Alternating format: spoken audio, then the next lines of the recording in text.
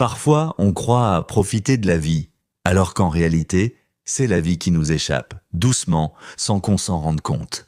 Regarde-toi un instant. Combien de fois as-tu pris ton téléphone aujourd'hui sans même savoir pourquoi? Combien de fois as-tu ouvert une application simplement pour combler un vide, une attente, un silence? Et dis-moi, est-ce que tu en as vraiment tiré de la joie? Ou juste un petit soulagement? Un court instant où tu n'as plus senti ce vide à l'intérieur? Parce que la vérité, c'est que la plupart d'entre nous ne recherchent plus la paix. On recherche la distraction. On ne cherche plus à vivre, on cherche à s'anesthésier. Chaque scroll, chaque clic, chaque geste répété 1000 fois par jour, c'est une tentative inconsciente d'échapper à soi-même. Mais à force de fuir ce qu'on ressent, on finit par se perdre. Et plus le monde devient bruyant, plus notre âme s'éteint dans le silence.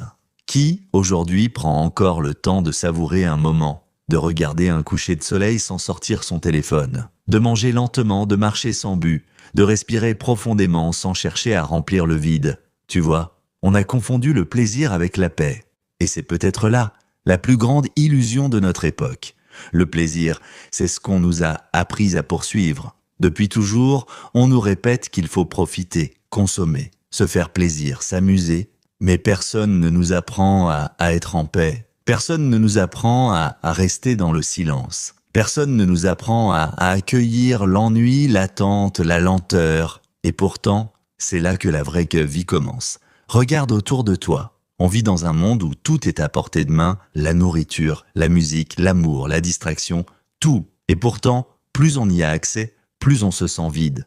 Pourquoi? Parce que ce n'est pas la quantité qui nourrit, c'est la présence. Aldous Huxley l'avait compris il y a près d'un siècle. Il disait que la domination du futur ne passerait pas par la peur, mais par le plaisir. Pas par la force, mais par la distraction. Il imaginait un monde où plus personne n'aurait besoin d'interdire les livres, parce que plus personne n'aurait envie de lire. Un monde où la vérité ne serait pas cachée, mais noyée sous un océan d'insignifiance. Un monde où les gens ne seraient plus enchaînés, parce qu'ils aimeraient eux-mêmes leur chaîne. Et regarde autour de toi, ce monde, c'est celui dans lequel on vit aujourd'hui. Un monde où le plaisir est partout, mais où la joie se fait rare. Un monde où tout va vite, mais où plus rien ne touche profondément. Un monde où l'on croit être libre, alors qu'on n'est que conditionné. Chaque notification, chaque message, chaque vibration de ton téléphone, ce sont de petites promesses de bonheur instantané. Mais derrière, il n'y a souvent rien.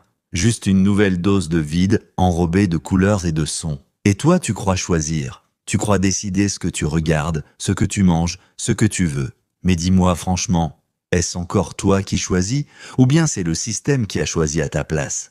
Ce n'est pas une critique, c'est un rappel que tu n'es pas obligé de vivre comme ça, que tu as en toi la capacité de reprendre ton pouvoir, de sortir du cycle doucement, consciemment. Parce que tu vois, le vrai problème n'est pas le plaisir, le problème c'est la facilité. Le plaisir est une belle chose quand il est le fruit d'une présence, d'un effort, d'une intention. Mais quand il devient automatique, mécanique, sans âme, il t'épuise sans jamais te nourrir. Le plaisir n'est pas un ennemi, mais le plaisir sans conscience devient un poison lent. Regarde ce qu'il fait à nos vies. Les relations deviennent superficielles parce qu'on a trop d'options. Les rêves s'éteignent parce qu'on veut tout de suite.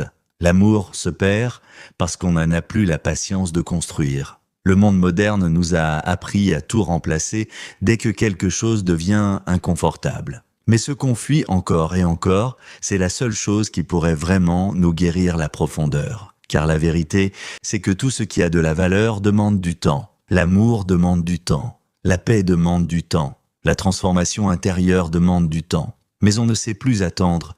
Et c'est ça, notre blessure. On a désappris à aimer ce qui prend du temps.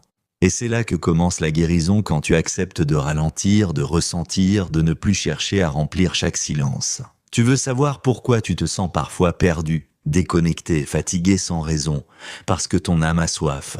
Pas de plaisir, pas de nouveauté. Elle a en bas soif de vérité, de silence, de lenteur, d'authenticité. Elle a soif de toi. Tu n'as pas besoin de fuir le monde ni de tout quitter. Tu as juste besoin de réapprendre à être présent, de goûter à nouveau les choses simples, de te souvenir que la paix, ce n'est pas quelque chose qu'on trouve, c'est quelque chose qu'on ressent quand on arrête de courir. Le vrai bonheur ne vient pas d'un écran ni d'un plaisir immédiat. Il vient d'un cœur en paix, d'une âme alignée, d'un esprit qui a appris à se reposer dans l'instant. Et tu vois, ça, personne ne peut te le vendre. Ça ne se télécharge pas, ça ne s'achète pas. Ça se cultive lentement à l'intérieur. Alors la prochaine fois que tu sens cette envie de fuir dans une distraction, arrête-toi un instant, respire. Demande-toi qu'est-ce que j'essaie de fuir là maintenant. Quelle émotion suis-je en train d'éviter? Et écoute, peut-être que ce que tu fuis, c'est justement ce qui veut te guérir. Le silence parfois fait peur, mais c'est dans le silence que l'âme parle. Et si tu l'écoutes vraiment, elle te dira ce que tu cherches depuis toujours, que tu n'as rien à prouver, rien à consommer, rien à combler. Tu as juste à être. La guérison ne commence pas quand tu changes tout autour de toi. Elle commence quand tu décides de ne plus te fuir. Le monde continuera de t'offrir des distractions, c'est vrai. Mais tu n'es pas obligé de dire oui à chacune d'elles. Tu peux choisir la lenteur, tu peux choisir la profondeur, tu peux choisir la paix. Et plus tu le feras, plus tu sentiras ton pouvoir revenir.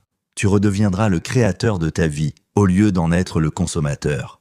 Tu cesseras d'être aspiré par le vide pour commencer à le transformer en lumière. C'est un chemin. Et chaque fois que tu résistes à l'envie de chercher une gratification immédiate, tu guéris un peu plus. Chaque fois que tu restes avec toi-même, même quand c'est inconfortable, tu retrouves ton centre. Chaque fois que tu choisis la conscience plutôt que la distraction, tu te rapproches de ton âme.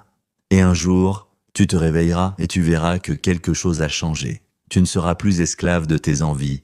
Tu ne seras plus prisonnier de la vitesse. Tu seras libre, libre d'aimer lentement, libre de penser profondément, libre de vivre pleinement. Parce que la vraie liberté, ce n'est pas de pouvoir tout faire, c'est de ne plus être obligé de tout faire.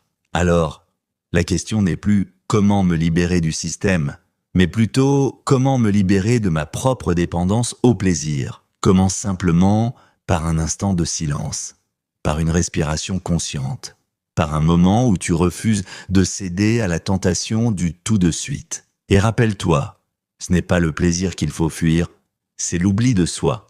Parce que quand tu apprends à savourer sans t'attacher, à profiter sans t'anesthésier, le plaisir redevient ce qu'il aurait toujours dû être, une gratitude, pas une fuite. Et c'est là que la guérison commence vraiment. Quand tu te rends compte que tu n'as jamais eu besoin de plus, tu avais juste besoin d'être là, présent, vivant, conscient. Abonne-toi si tu ressens que ce message te parle. Parce qu'ici, on avance ensemble, pas à pas, vers une version plus consciente, plus libre et plus paisible de nous-mêmes.